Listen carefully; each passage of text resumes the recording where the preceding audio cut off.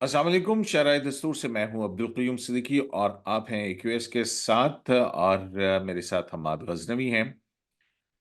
पाकिस्तान में इंतखाबात होने जा रहे हैं और बहुत ज़्यादा जो है शोर गौगा है।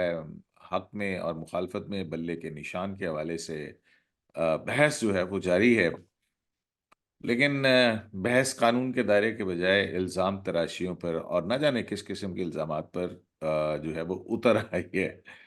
और हर मनचाहा अपने मन की कहानी जो है और अपने दिली ख्वाहिशात को तजिए बनाकर पेश कर रहा है। लेकिन हमाद गज़नवी साहब ने अभी एक कॉलम लिखा, उनका कॉलम शाया हुआ, तो उस पर बात करते हैं। दूसरा जो है वो हम ये देख रहे हैं कि अब सुप्रीम कोर्ट ऑफ पाकिस्तान में एक बड़ा अहम मुकदमा वो भी समाअत के लिए मुकर्रर हो गया और वो है वोट ऑफ नो कॉन्फिडेंस के ऊपर जो गैर आईनी इकदाम किए गए थे उस पर जो नज़रसानी थी उसके लिए बेंच तश्कील दे दिया गया है। उस पर भी बात करेंगे। और हमाद साहब, मैं वो कहते हैं ना कि सबसे पहले तो आपको बहुत मुबारक हो कि अल्लाह ताला सेहत और तंदुरुस्ती के साथ आप हमारे साथ शामिल हैं। और थैंक यू सर। आपका दिल का ऑपरेशन हुआ और माशाल्लाह अल्हम्दुलिल्लाह अब सब कुछ ठीक है। दिल दिया तो नहीं किसी को? अल्हम्दुलिल्लाह। ये तो ये तो एक आपने ऐसी बात पूछ ली। एक काम जो मुस्तकिल बुनियादों पर होता है, आपने उसके बारे में सवाल कर लिया। ये कसरत इस्तेमाल का ही तो नतीजा है जो। बहरहाल आगे बढ़ते हैं। आपने हाल ही में एक कॉलम लिखा है दमे ईसा। मैं चाहता हूं कि वो कहते हैं ना कि कलाम शायर बजुबान शायर, तो जो कॉलम है बजुबान कॉलम निगार अगर हो जाए तो क्या ही बात ये मैंने कभी किया नहीं वैसे। है। लेकिन आपने मेरे कॉलम जो है मुझसे ज्यादा पढ़े हुए हैं, जी हाँ। यानी ऑन कैमरा। हाँ। तो आप सही ना पढ़वा लें आज। नहीं, आप पढ़ें आज आप, क्योंकि ये आपका कॉलम है, आप पढ़ेंगे। नहीं, कॉलम तो मेरा ही है। लेकिन अच्छा, आज थोड़ी सी रिवायत सीखनी भी करनी चाहिए ना। ठीक है जी। दो 2-4 सेकंड से ज्यादा नहीं लगेगा। ठीक है। अच्छा जी। इसका उन्वान है दमे ईसा। हम्म। यानी वो आंच खूबा हमा दारंद तू तन्हा दारी वाला जो शेर है, उसके पहले मिसरे से मैंने ये उचक लिया। अच्छा। दमे ईसा यानी ईसा की फूंक। हम्म। दमे ईसा यानी ईसा की फूंक, यानी जो मुर्दों को जिला बख्शती थी, है ना, जिंदा कर देती थी मुर्दों को। ये इसका पस मंजर है, ये इसका नाम। हम्म। अच्छा जी, तो पीटी देखते हैं जितना पढ़ा गया। जहां आप थक गए तो आप बता दीजिएगा। ठीक हो गया। पीटीआई के इंतखाबी निशान बदले के साथ क्या हुआ, क्यों हुआ, कैसे हुआ, इस पर बात करते हैं। मगर पहले से आपको सबाक दुरुस्त कर लें। हम्म। सुना जाता है कि जिस दिन नवाज शरीफ की हुकूमत ने परवेज मुशर्रफ के खिलाफ केस शुरू करने का फैसला किया था, उसी रोज नवाज शरीफ को वजीर आजम के दफ्तर से निकालने का अहद समीम कर लिया गया था। फिर मुशर्रफ को राहील शरीफ बसहद हिफाजत मुल्क से कैसे निकाल कर ले गया और नवाज शरीफ पर क्या बीती, ये हमारी दाग दाग तारीख का हिस्सा है।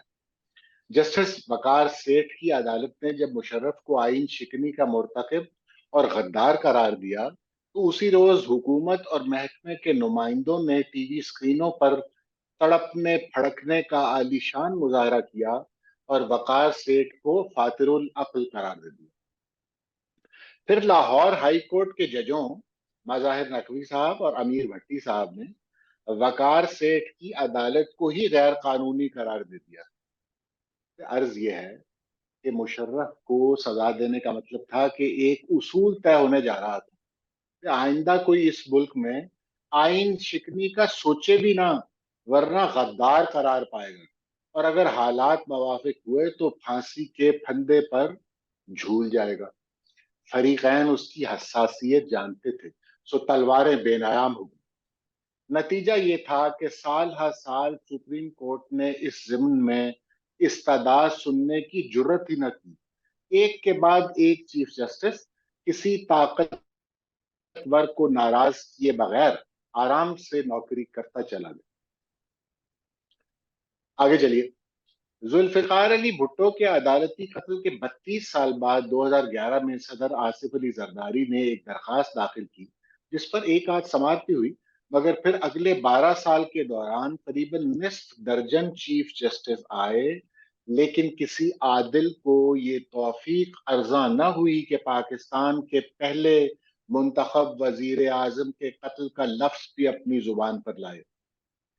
क्या जरूरत थी ताकतवरों से उलझने की और खुद को किसी मुश्किल में डालने की। बिल्कुल दुरुस्त। और आगे बढ़ते हैं। फैजाबाद धरना केस के फैसले के खिलाफ नजरसानी अपील कर दी गई और फिर लगभग 5 साल वो अपीलें सुनी ही नहीं गई। लिहाजा फैजाबाद धरना केस फैसले पर अमल दरामद भी ना हो सका। याद रहे कि इस केस का मरकजी नुक्ता ये था कि जो गैर सियासी अफराद सियासत में हिस्सा लेते हैं, उनके खिलाफ महकमाना कार्रवाई होना चाहिए। दरअसल इन तमाम केसेस का मरकजी नुक्ता यही है। आइन और कानून की बालादस्ती के इकरार में हमारी बका है। आइन की बेहुरमती करने वाले इस मुमलकत की असास पर कुल्हाड़ी चला रहे हैं। अगर हम अपने प्यारे वतन को बचाना चाहते हैं, तो इसी कुल्हाड़ी से आइन शिकनों का सर कलम कर दिया जाए। याद रहे कि इनमें से कोई भी केस किसी प्लॉट को कमर्शियल करने, किसी बिल्डिंग को बनाने या गिराने से मुताल्लिक नहीं है। ये आइन और अवाम की बालादस्ती के केस हैं। ये आइन और अवाम को उनकी ताकत लौटाने के केस हैं।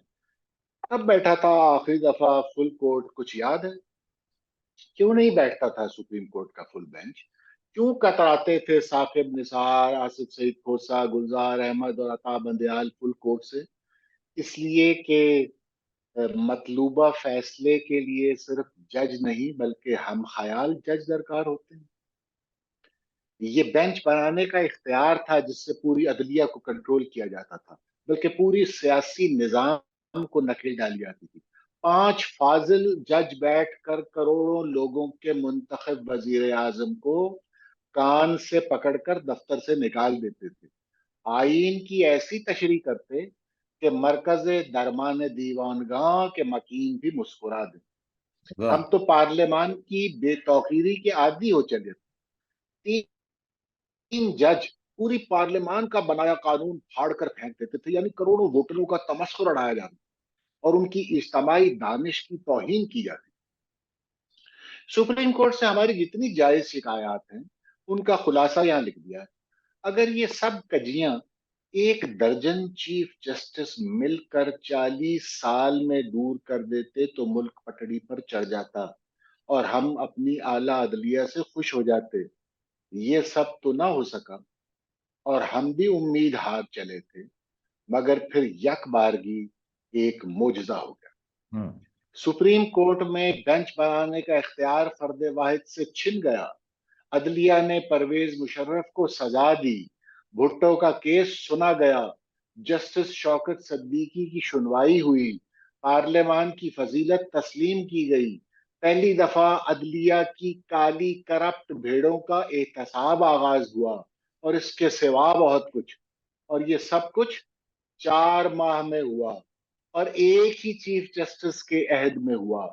ये है काजी फाइज ईसा का मुख्तसर सा तारुफ। हम्म। अब आ जाइए बल्ले के निशान पर। आपने बराह रास्त केस देखा सुना? सवाल है। नहीं देख पाए तो यूट्यूब पर जाकर देखिए। पीटीआई के वकला ने जजों से जबरदस्ती ये फैसला लिया है। और मसला वकला का भी नहीं है। पार्टी की कोई तैयारी नहीं थी, कोई कागज ही नहीं था और शायद पीटीआई में इलेक्शन करवाया ही नहीं गया, यानी जाली इलेक्शन भी नहीं करवाया। ये सच है कि कानून के मुताबिक तो यही फैसला किया जा सकता था। हाँ, आइन की तशरीह में कोई नुक्ता नजर इख्तियार किया जाता तो वो अलग बात थी। बहरहाल, ये तो मुमकिन है कि आपको काजी का कोई फैसला पसंद ना आए, लेकिन अगर इसके नतीजे में आप काजी की इंटेग्रिटी पर शुबा करेंगे तो आप या अजहल हैं, या बदनीयत? Take your pick, that's it. Your pick. वाह। तो ये था जी, एक आपने कॉलम पूरा ही सुन लिया। जी हाँ, बिल्कुल कितनी देर जबरदस्त। लगी वैसे हमें, कितना वक्त लगा होगा आ, पढ़ने में? तकरीबन 10 एक मिनट लगे, लेकिन अच्छा। एनीवे।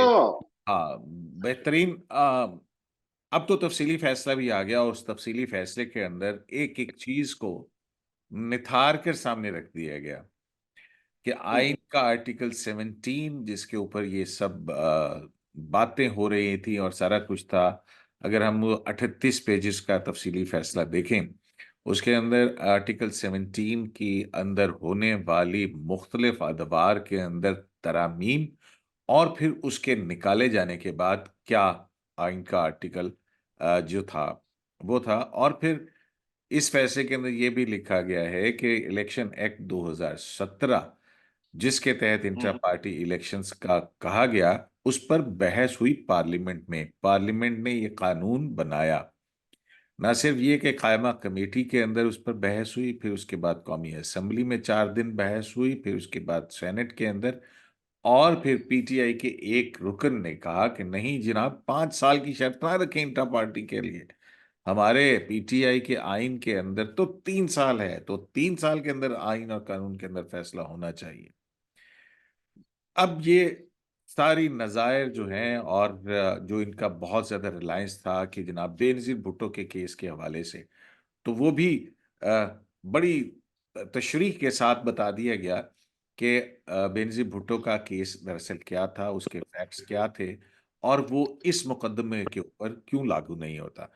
तो ये सारे उस फैसले का है, और उसमें देखें कि ना तो उन्होंने मुझे इंतखाबात। जरा आप जरा इसको ज्यादा अच्छी तरह तफसीली आपने पढ़ा हुआ है, और आप मेरे सवालों के जवाब भी दे सकते हैं। तो हम्म, मैं भी आपसे जरा पूछता हूँ, आप भी जरा बताइएगा। मुझे जो हाँ, सुनने में मैंने सुनी थी, इसकी कार्रवाई सुनी थी, तो मुझे यूं लगा, वकला की गुफ्तगू सुन के, गौहर साहब की भी और दूसरे भी असहाब, मुझे लगा कि इलेक्शन जैसे हर पार्टी कराती है ना, एक जरा ऐसी रस्मी सी एक कार्रवाई कर लेती है। मुझे लगा पीटीआई ने वो कार्रवाई भी नहीं की। मुझे यानी यूं अंदाजा हुआ कि ना वो शहर वो है, ना ही वो जो कैंडिडेट्स हैं उनको कैसे पता लगा हुआ है। उनके पैसे जमा जो करवाए हैं, वो कहते हैं कैश हमने इकट्ठा कर लिया था।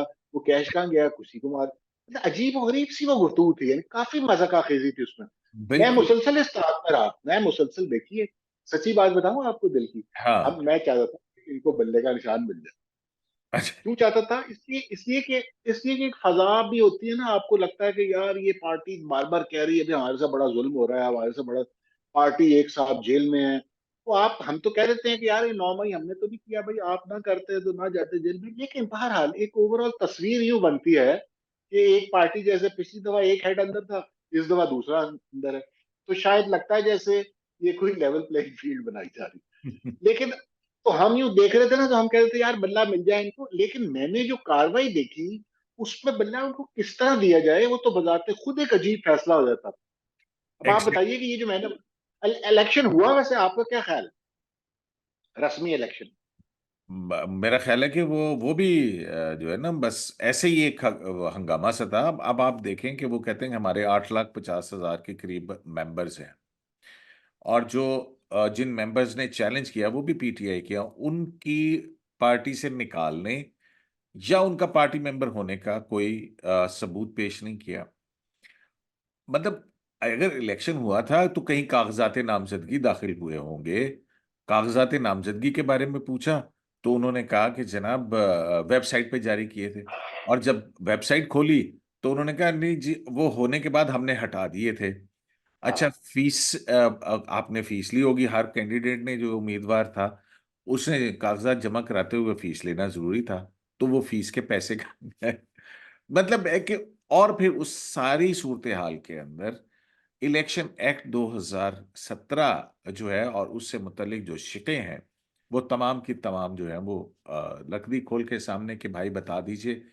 जबकि इलेक्शन कमीशन के ऊपर फेवरेटिज्म का इल्जाम लगाया गया, और एक चीज साबित नहीं कर सके कि फैक्ट इन लॉ या मैलिस इन लॉ और फैक्ट जो है वो है। वो जब अदालत ने नहीं नहीं। पूछा तो उन्होंने कहा कि जी हम इसको विड्रॉ करते हैं। और तो और इन्होंने जब मखसूस नशिस्तों के ऊपर फहरिस्तें जमा नहीं करवाई तो अदालत की तरफ से काजी फैसा ने ये कहा कि आप करवा तो दें ताकि आपका एक राइट तो एक्रू कर जाए, फिर बाद में आपको प्रॉब्लम होगी। तो अली जफर एडवोकेट जो है उन्होंने कहा कि नहीं जी, वो कानून हमें इजाजत नहीं देता। यहां तक सो एंड सो कि अगर इमरान खान ने नॉमिनेट किया है बैरिस्टर अली जफर को तो उसका कोई नॉमिनेशन दिखा दें, तो उन्होंने कहा कि जनाब वो तो अखबार के अंदर खबर आई थी, हमारे पास तो नहीं है। तो इस तरह से ये सारा आप ये देख लें आप अदालत। देखिए कि अकबर एस बाबर जो इतना अरसा से पीछे लगे हुए हैं इमरान खान के, तो भाई को उसकी तैयारी भी तो करनी थी। यानी बाकी में 12-14 की अगर ना भी निकलती, अकबर एस बाबर को हमने पार्टी से निकाल दिया था, ये उसका कागज है, ये उसका। असल में वो इस फजा में थे कि ये सारा सिस्टम तो हमारा ही है, तो ये न, सारा हम एक ही हैं। वो सेम पेज का जो मान था, उसमें वो ये करवाते भी ना इलेक्शन करवाते थे, ना वो कोई कागज इकट्ठा करते थे। उनका कहता था जो भी हम जाके कह देंगे कि ये हमारी मनी ट्रेल है जी, जब आयबा ने पैसे उसको भेजे थे, उसने उसको दे दिए, उसने मुझे दे, तो वो मनी ट्रेल मान ली जाएगी और उसके बाद उससे सर साजिद और इनका तो अमीन करार दे दिया भाई जाएगा। इनका पॉलिटिकल कैरियर देखें तो यही है, 150 सीटों के साथ आप नेशनल असेंबली से निकल के इस्तीफे दे दें, फिर कहें जी हमारे इस्तीफे कबूल कर लें, और जब वो बात हो तो फिर अदालत में जाके कहें कि जी इनको कहें हमारे इस्तीफे कबूल ना करें। तो ये तो इसी उधेड़ बुन के अंदर रहते, इस्तीफे कबूल करें या ना हाँ। करें। वो मतलब है कि बिल्कुल एक वो था। और फिर अच्छा। 2021 से इंतखाबात आपके ड्यू हैं और आप नहीं करवा रहे हैं, आप 3 साल नहीं करवाएं। तो फिर वैसे भी अब ये जो फैसला है, मैं आपको बताऊं कि कई सियासी जमातों के लोगों से हमारी बात हुई तो उन्होंने कहा कि जी अब हमें बड़ा सीरियसली सोचना पड़ेगा पार्टियों के हाँ। अंदर जमहूरी कल्चर और रवैये के लिए। ठीक है। तो अच्छा, मैं जरा आखिरी नुक्ता का अपना अपनी तरफ से आखिरी नुक्ता, आप फिर जारी रहिएगा चाहे। ये जो हमने सारी बात की ना, कॉलम पढ़ा, और ये क्या था, हमने पढ़ा ये है, इन नक्शल हम ये कह रहे हैं कि एक आदमी जो इस तरह के फैसले करता है जिनकी कोई जरूरत नहीं है। भैया आपको हमने कब कहना है कि आप अपनी जमहूरियत से मोहब्बत साबित करने के लिए, जब तक आप मुशर्रफ को सजा नहीं देंगे, हाँ, कि उस केस के चक्कर में प्राइम मिनिस्टर निकलते रहे हैं यहाँ से। हाँ, क्यों आप भिड़ों के छत्ते को हाथ लगाते हैं? एक आदमी जो इस तरह की और मिलिट्री कोर्ट में फैसला करने जा रहे हैं, और वो मुशर्रफ के अलावा दूसरा उन्होंने क्या फैसला किया था? तो अ, देखिए ये फैजाबाद फैजाबाद फैजाबाद फैजाबाद धरने वाला, ये जस्टिस सारे शौकत। इनको, जैसे शौकत सिद्दीकी, ये सारे वो केसेस हैं जिनको लोग हाथ नहीं लगाते। यानी मुंह जरा सा परे कर, they choose to look the other way, जैसे हम कहते हैं ना अंग्रेजी में, कि वो मुंह परे करते हैं अपना और आराम से सर झुका के कान लपेट कर निकल जाते हैं। तो सर ये पहले आदमी जो ये काम कर रहा है, अब पहले मैं आखिरी फिक्रा बोल दूं। हम्म ऐसे आदमी को ये कहना कि इसने एस्टेब्लिशमेंट के साथ मिलकर, अच्छी बात है यार, एस्टेब्लिशमेंट के बारे में उसने वो फैसले दिए हैं जो 75 साल में हमारे 15 चीफ जस्टिस भी अगर मिलके दे लेते तो आज जुडिशरी होती, पाकिस्तान सारा उसकी इज्जत कर रहा होता। वो एक आदमी ने 4 महीने में वो फैसले दिए हैं। अब आप अगर हमें ये बताएंगे कि नहीं नहीं नहीं नहीं, ये तो एस्टेब्लिशमेंट के साथ मिलकर, तो अस्तगफुरुल्लाह, ये हम नहीं मानते। ये आपकी या तो बदनीयती है या जहालत। तो आप खुद फैसला कर लीजिए कि ये जहालत है या वसीयत है, या आपको हमने फ्रीडम दी।